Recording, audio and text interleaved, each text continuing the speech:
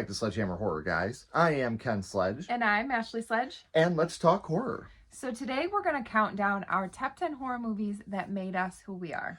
We're going to give you 5 movies that made Ashley the horror fan she is, 4 movies that made me the horror fan that I am, and our number one...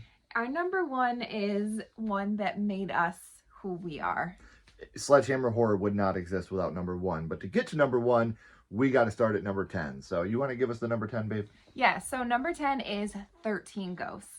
This movie terrified me. I wasn't even a teenager yet when I watched this. I remember watching it at home, and this is one where I had to call my mom and ask her to come home because I was scared. And this is the 2001 remake, right? This is the 2001 remake. I do love the OG, but this one is the remake. And I love the special features where you get the backstory on all the ghosts. I think that's so awesome. We do have that down in the description, guys. So if you've never seen it, we strongly recommend checking it out. It was on the DVD. On the VHS, it was after the credits. It was the post-credit scene. Yeah, we're that old. On the VHS. So you get to see a backstory on every single ghost in the movie, and it's super cool. It's really awesome, yeah. So number 9 is Poltergeist 3. Me and my little sister used to watch this movie all the time. My sister looked just like Carol Ann. This is a movie that was just very special to me as a kid, and still to this day I love it. I'm not a fan of the ending like a lot of people aren't, but I would be lying if I said this movie was not super influential and super important in the creation of Ken Sledge, the horror fan. And I feel like this is actually one that you and I agree on. Yeah. This is our favorite in the franchise. We do not agree on a lot of horror movies. We're about to agree on another one, though. Yeah. So number 8 is actually Halloween Resurrection. And don't come for me because this is a comfort movie for me. I remember going and seeing this in theaters like 25 years ago. Crazy, right? With my best friend, that's what we did on the weekends. We went and seen horror movies, and I seen this in the theater, and it just has a special place in my heart, and it's just Wasn't this the first Halloween that you saw in the theater? It was, yeah. It wasn't the first Halloween movie that I've ever seen, but it's the first one that I've ever seen in the theater, and I had so much fun with it. It's such a fun movie, and it is the comfort movie. I watch it all the time. It's fun. Yeah, it really is. I'm honest. Like, I really like this movie. It's not a great movie by any stretch, but like you said, it's fun. It's comfort. You put it on, you're never bored. It keeps you entertained. I don't get the hate for the movie. But again, I'm not a Halloween purist. But what I am a purist about is Child's Play. And Child's Play 3 is going to be number 7. I think anybody that knows me knows this isn't a surprise. I mean, I have Child's Play 3 Chucky back here in every single episode. This is my favorite in that franchise. This is obviously a top favorite movie of mine of all time.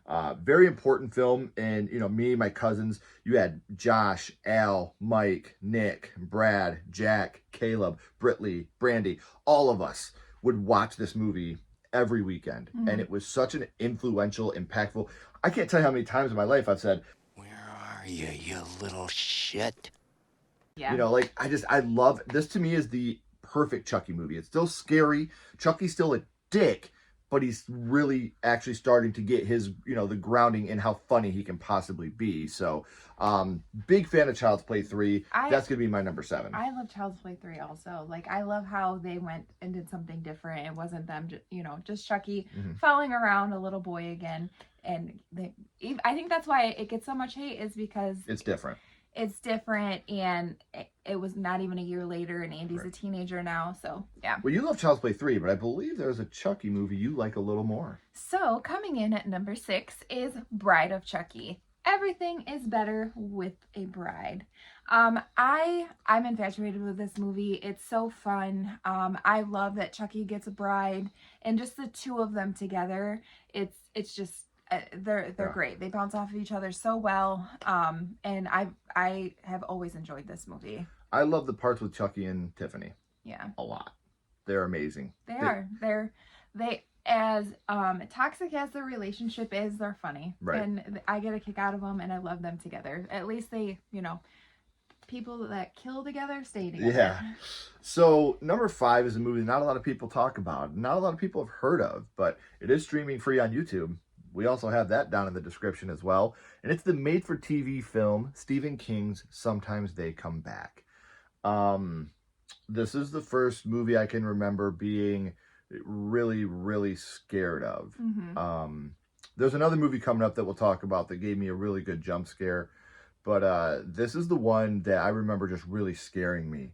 I've been very lucky to have a couple people from this movie on the podcast. Mm-hmm. I can call them friends now, and I appreciate that more than they could ever know.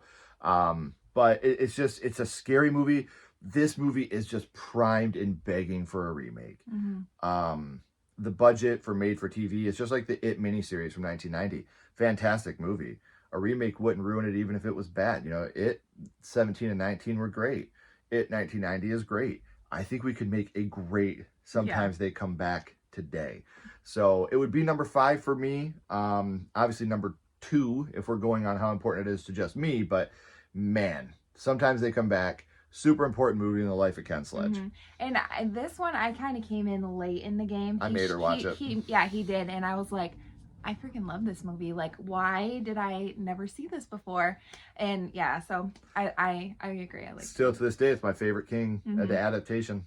I don't think that'll ever change. That's not a It's a good downplay one. to anything else. You know, a lot of Stephen King stuff I really like. And while we're on the subject of Stephen King, Number 4 is Pet Cemetery. It's where it all started for me. Again, I remember we were camping. It was raining. I said, let's watch a movie. And I put in Pet Cemetery. Me and my little brother. I was 8. He was 6. oh Adam, Yes. And I don't know. I think it might have had the opposite effect on him. I don't know. Because I Right. don't think he likes horror yeah, movies. he's not into horror movies No, as much as us. But I was like, I like that feeling, like Right. that anxiety. And I just remember feeling sad and it just terrified me. Zelda, she's what nightmares are made of. Like, freaked me out. And still to this day, I love this movie.